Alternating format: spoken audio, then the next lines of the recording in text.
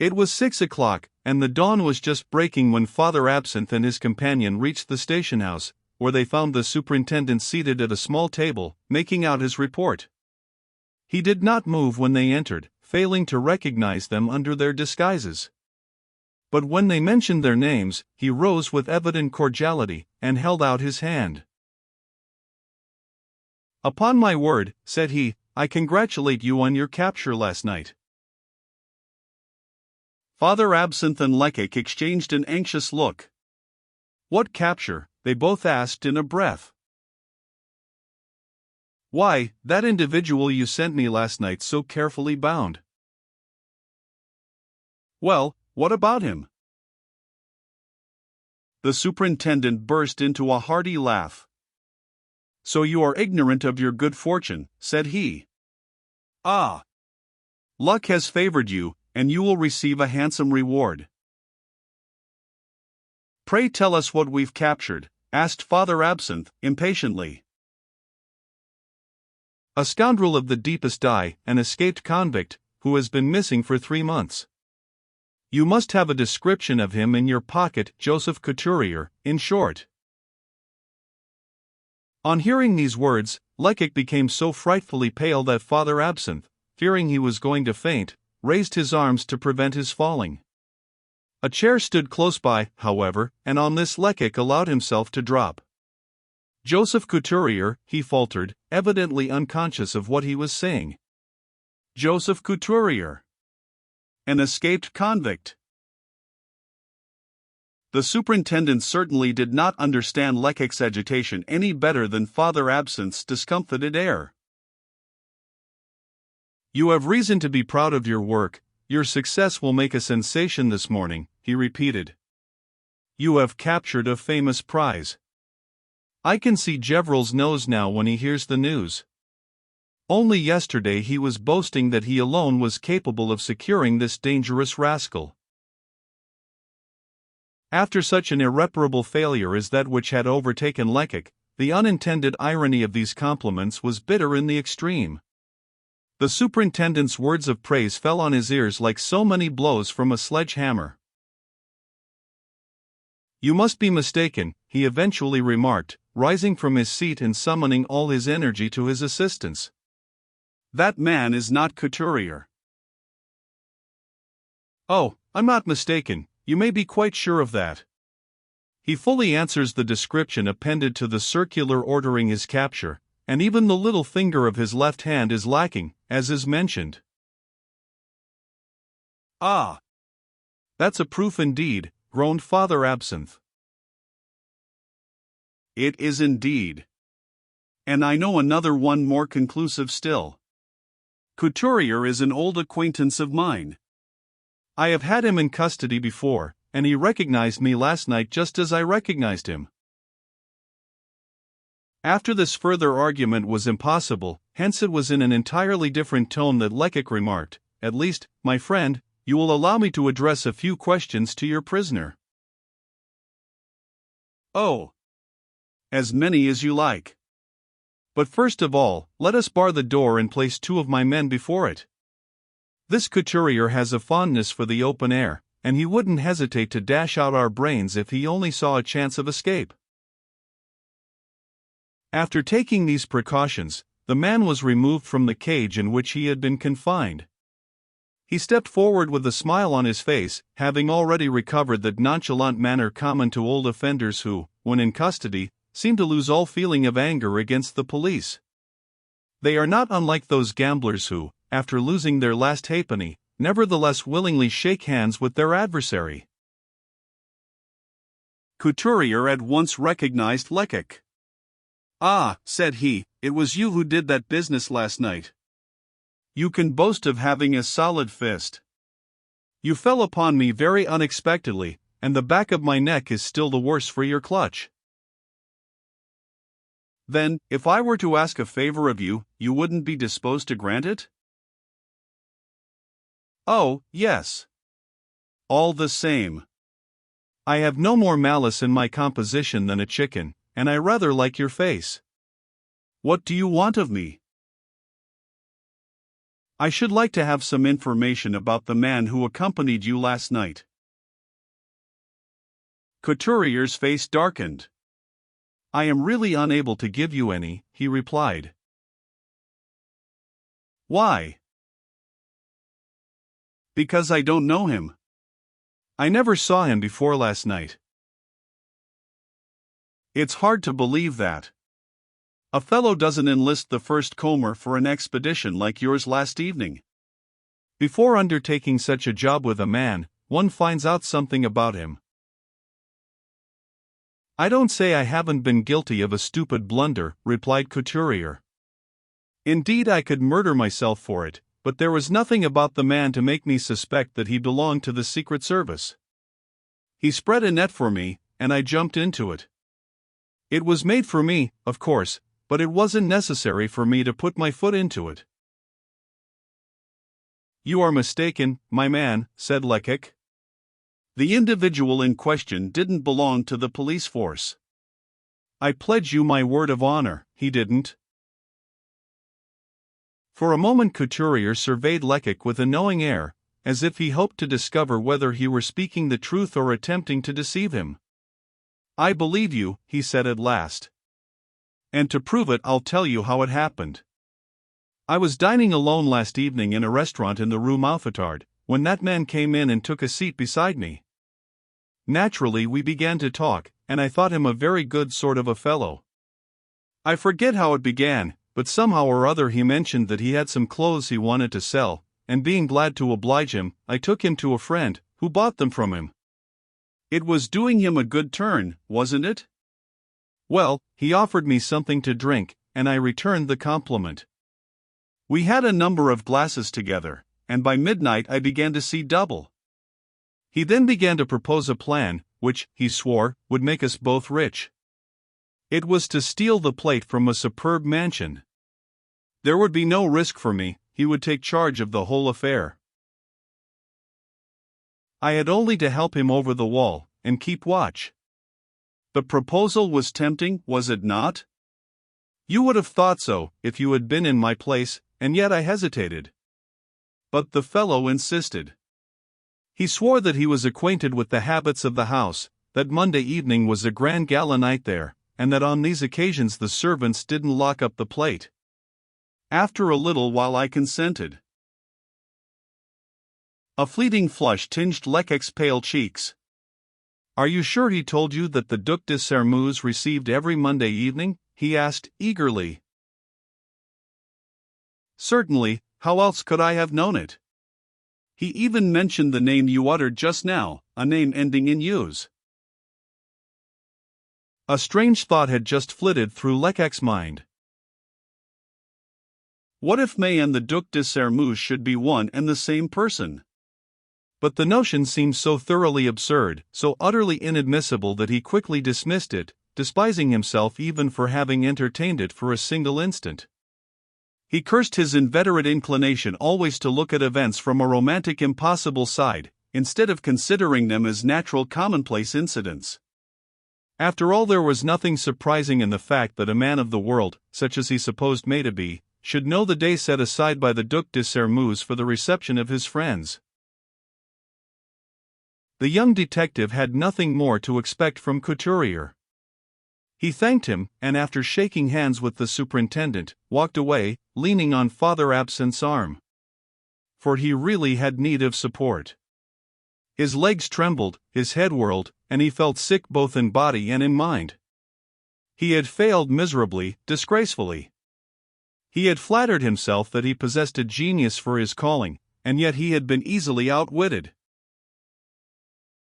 To rid himself of pursuit, May had only had to invent a pretended accomplice, and this simple stratagem had sufficed to nonplus those who were on his trail.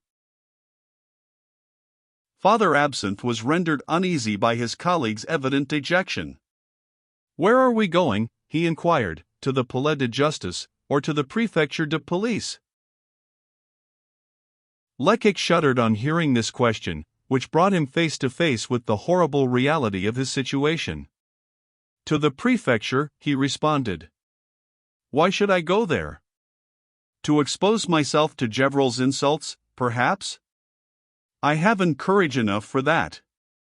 Nor do I feel that I have strength to go to M. Segmuller and say, "Forgive me, you have judged me too favorably. I am a fool." What are we to do? I don't know. Perhaps I shall embark for America, perhaps I shall throw myself into the river. He had walked about 100 yards when suddenly he stopped short. "No," he exclaimed, with a furious stamp of his foot. "No, this affair shan't end like this. I have sworn to have the solution of the enigma, and I will have it." For a moment he reflected, then, in a calmer voice, he added, "There is one man who can save us, a man who will see what I haven't been able to discern, who will understand things that I couldn't. Let us go and ask his advice. My course will depend on his reply. Come." After such a day and such a night, it might have been expected that these two men would have felt an irresistible desire to sleep and rest. But Lecoq was sustained by wounded vanity, intense disappointment, and yet unextinguished hope of revenge, while poor Father Absinthe was not unlike some luckless cab-horse, which, having forgotten there is such a thing as repose, is no longer conscious of fatigue, but travels on until he falls down dead. The old detective felt that his limbs were failing him, but Lecoq said, "It is necessary," and so he walked on. They both went to Lecoq's lodgings, where they laid aside their disguises and made themselves trim. Then after breakfasting they hastily betook themselves to the Rue Saint-Lazare, where, entering one of the most stylish houses in the street, Lecoq inquired of the concierge, "Is M. Tabret at home?" "Yes, but he's ill," was the reply. "Very ill?" asked Lecoq anxiously. "It is hard to tell," replied the man. "It is his old complaint, gout." And with an air of hypocritical commiseration, he added, "M. Tabret is not wise to lead the life he does. Women are very well in a way, but at his age." The two detectives exchanged a meaning glance, and as soon as they were out of hearing burst out laughing. Their hilarity had scarcely ceased when they reached the first floor, and rang the bell at the door of one of the apartments.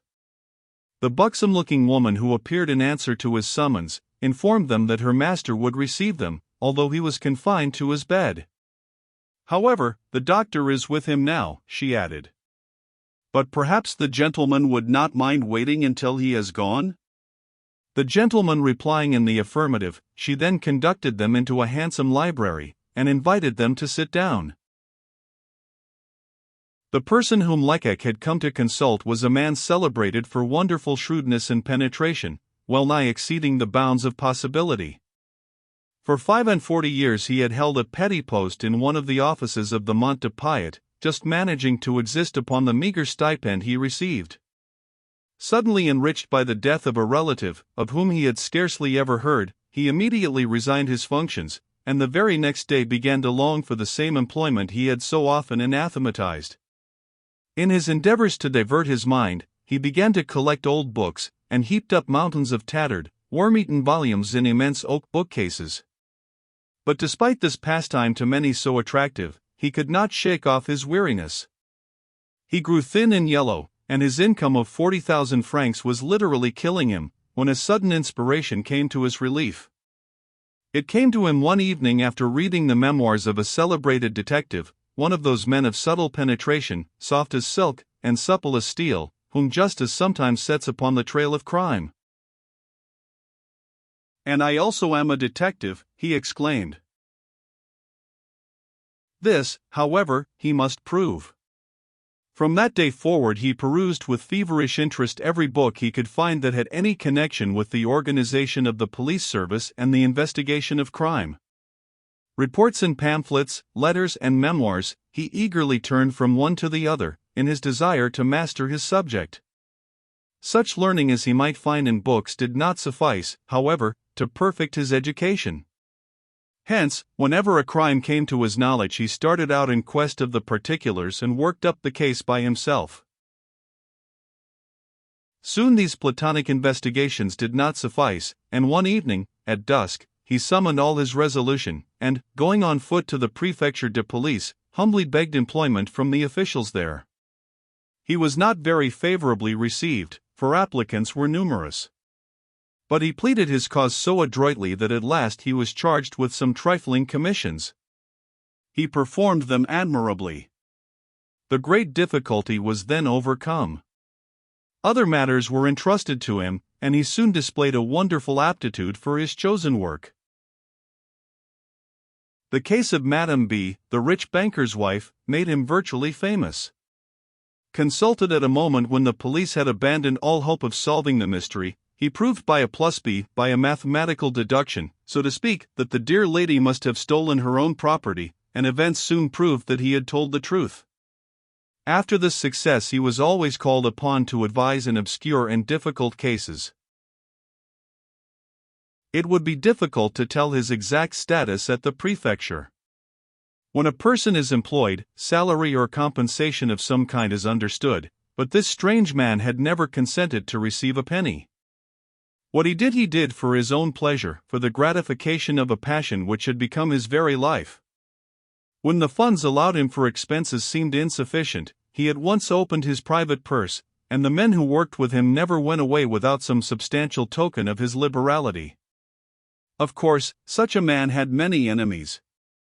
He did as much work, and far better work, than any 2 inspectors of police, and he didn't receive a sou of salary. Hence, in calling him spoil-trade, his rivals were not far from right.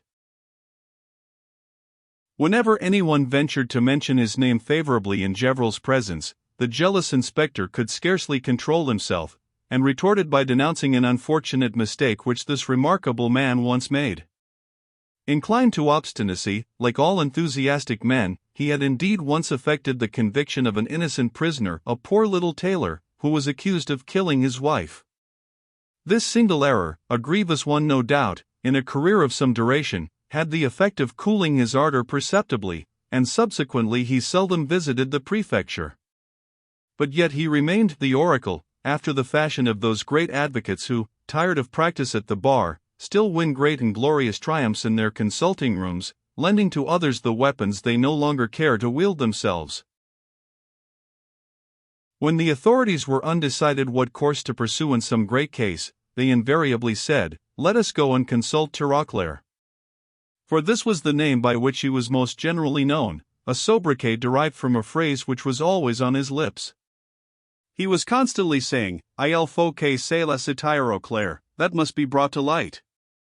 Hence, the not altogether inappropriate appellation of Père Tirauclair, or Father Bring to Light.